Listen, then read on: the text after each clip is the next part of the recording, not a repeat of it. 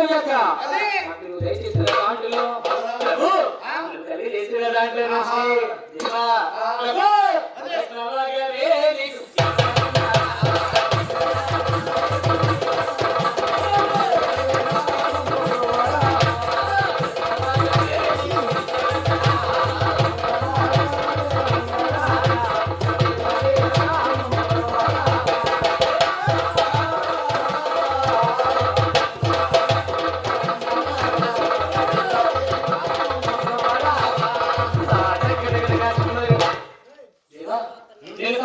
సంపాదన నుంచి దశమ భాగమునికి చెల్లిస్తానని చెప్పి యాకోబు రాత్రి కష్టంగా పనిచేస్తున్నాడండి.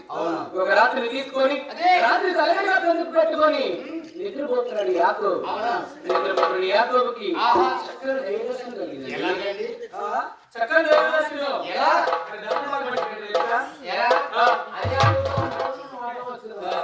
దశమ భాగం అంటే ఏమిటి? ఏమి లేదన్నయ్య, దశమ భాగం అంటే నీ దగ్గర 100 రూపాయలు ఉన్నాయనుకో, 100 రూపాయలు దేవుడికి సదా ఇవ్వాలి. దేవుడికి డౌట్. నీకు 100 బొక్కలు పండిందనుకో, 10 బొక్కలు దేవుడికి ఇవ్వాలరా. దేవుడికి అయ్యారికి అడుగుతూ ఆయనకే ఇవ్వాలి. దేవుడు తిన్నాడు కదా, అయ్యగారు తింటాడు కాబట్టి. పనివాడు దేనికి మిత్రుడు?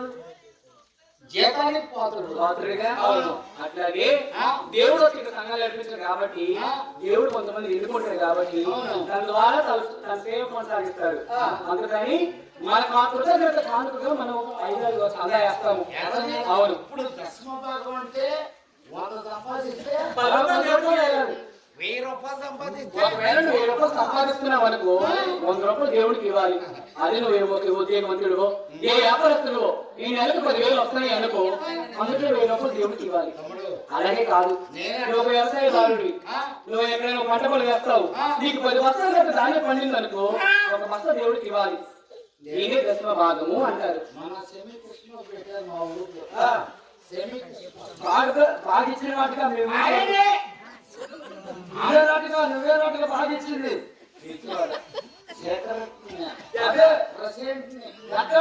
మా ఊరు గుడికి చక్కగా లేటరుగా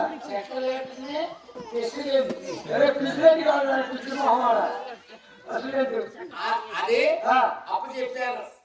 ఏంటది? వచ్చిన సందర్భం ఉంది. యాతన్నాలు అయ్యగారికి అవును, లెక్క చూడాలా? నాకు ఇచ్చారు. ఆడకు పడుతున్నా ఎలా పడుతున్నా అందరూ వేస్తున్నారు. నా దగ్గరకు వచ్చిన తర్వాత అయ్యగారు నా మొహం చూస్తున్నాను. ఏంటా ఈ సందేహంగా లేదా? నేను కూడా జేబులో చేపెట్టాను.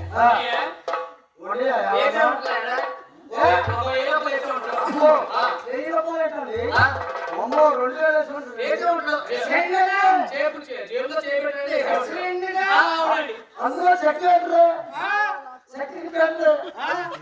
పెట్టా జేబులో చెయ్యి కొట్టి చెయ్యి.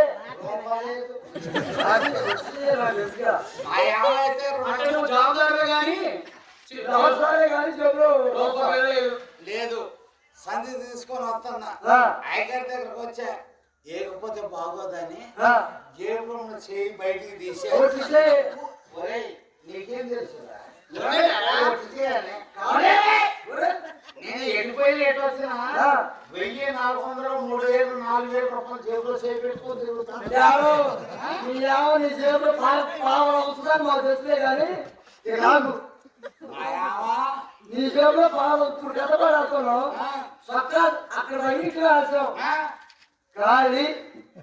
మరి నువ్వేం చేస్తావు? భార్యకిత సంసారం నిలబడింది. ఏ బాబాయ్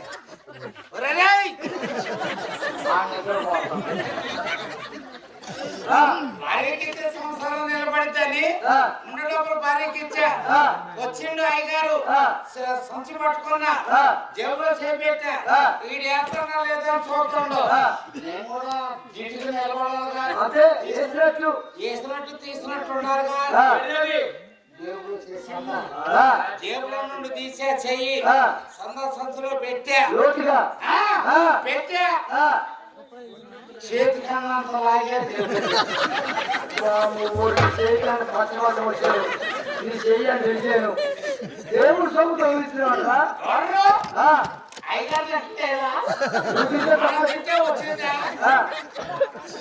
సంవత్సరంలో చేయకన్నంత లాగే ఇంటికి వచ్చి ఎక్కేసా 630 చేయడానికి పచ్చవాటం వచ్చాడు 630 రూపాయలు వచ్చింది 630 రూపాయలతో 3 కేజీలు చికెన్ తెచ్చారా ఎప్పుడైనా ఆదివారం నాడు నువ్వు 1/2 కేజీ లేకపోతే తలకాయ కాడు చేసుకోవచ్చు మరి 6 కేజీ తెచ్చిందిరా అదే అరే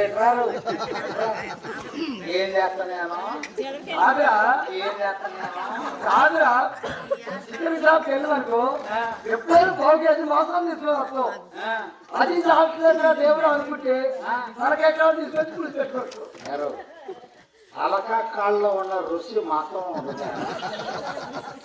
ఉండదు అందుకే నేను ఏ చెప్పాను. బాబాయ్ ఉండదా మేమిద్దరం కాళ్ళ కోసమే తిరుగుతాం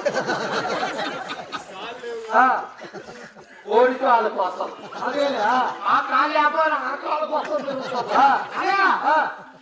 280 రూపాయలు వచ్చింది అబ్బా ఆ డబ్బులు తీసుకున్నా 3 కేజీ చికెన్ తెచ్చా రుచికర వంట తయారు చేయాలి మా యాంత్ర మైండ్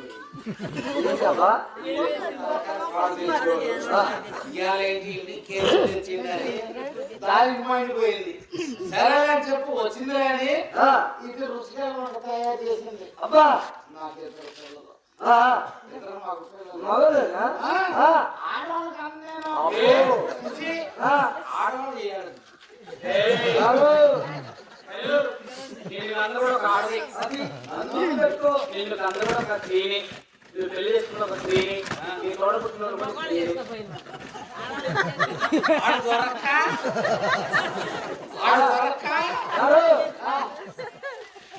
అన్నయ్య సరే అని చెప్పి ఆయా రుచిగా వంట తయారు చేసింది ఇద్దరు పిల్లలు క్రిస్మస్ పండుగ రోజు తిన్నారు అబ్బా తెల్లారి తిన్ను తరగలా అబ్బా ఆ రాత్రి తిన్ను తరగలా తెల్లారి తిన్ను తరగలా మూడో రోజు దాకా అడిగిన మూడో రోజు సాయంత్రం 4 గంటల దాకా అడిగిన అందరం సరే అని చెప్పి ఎట్లో నాటు పైన వచ్చినాం 9 పడుకున్నాం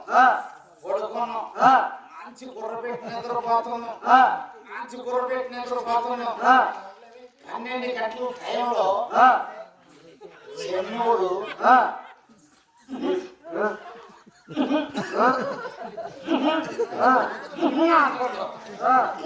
నీకేమైందిరా అన్న నా అన్న ఏంటో కడుపులో కొడుకుని నాకు చెప్పినట్టు పో అన్న అప్పుడు 3 రోజులు ఇంట్లో నీళ్ళు రాక ఒక బకెట్ నీళ్ళే ఉండే వీడు పోయిండు ఆ బకెట్ లో 2 స్టెప్పులు ఆఫ్ చేసి వచ్చి వీడు వచ్చి కొడుకుండు 2 పెద్ద కొడుకు అది కొంచెం మోటు ఈ మైకు పెట్టు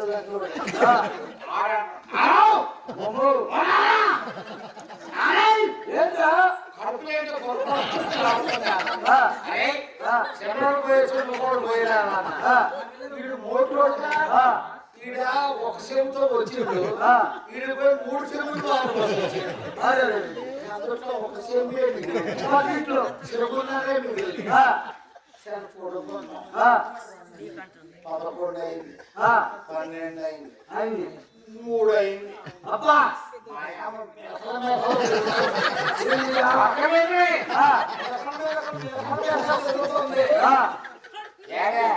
ఏంటి ఏంటి నెలకు దొరుకుతుందంటే ఇది చెప్పలేక నేను కాలేజీ ఏంటి అన్న నేను కూడా ఏదో వచ్చింది రోడ్డు పోయేసాను నువ్వు కూడా పోయినావా ఆడ మిగిలింది ఎంత ఇల్లు పోసి అక్కడ మొత్తం అది ఏం చేసిందా బయటికి పోయి చూసి కాడు కట్టుకుంటా ఈ అరసేంతో కాడు కొడుకున్నారు అందరూ కొడుకున్నాం ఆక పడుకున్నాం కోడి కూసింది అంతే వేడం పక్కన నీళ్ళకేసింది ఇది నీళ్ళకేసింది ఇది తిరుగుతామా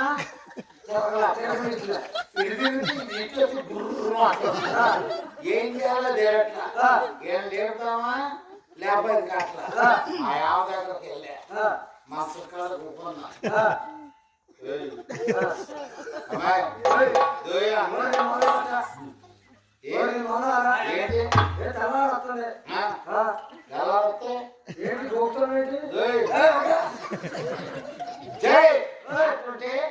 అది అంటుంది అది పిల్లలు నిద్రపోవాలి ఈ బాధలో ఉంది నాకు ఆ బాధలో అంటుంది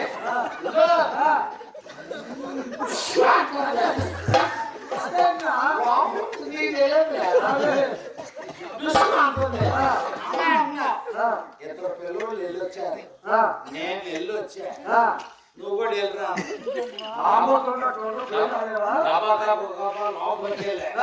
పని చూసుకున్నా బయటకు వచ్చా జగ్గు తీసుకొని ముసుకొని తీసుకోవాలి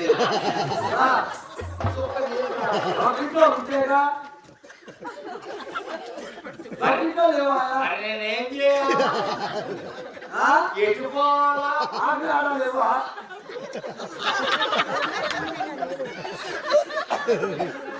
ఈ ఆకాశం అనుకుంటా లేకపోతే లాభం లేదని అమ్మాయి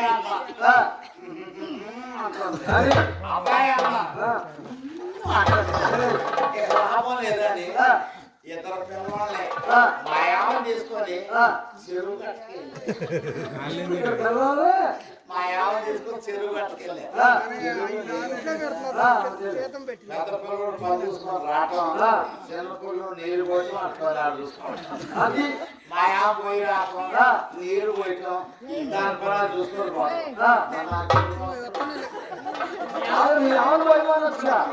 చేశాను అక్కడే నలుగురు ఫోన్ చేశారు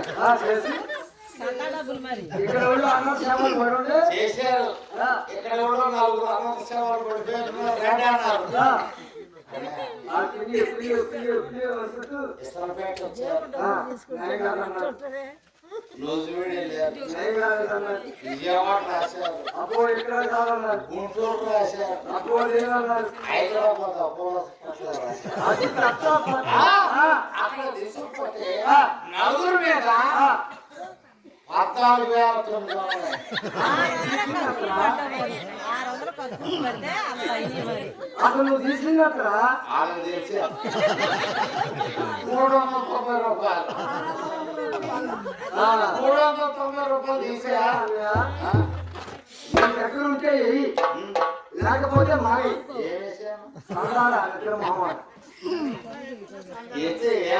లేకపోతే అంతేగాని ఒకసారి చేపెట్టి చేతికి తీసి చికెన్ కొనుక్కొని తింటాం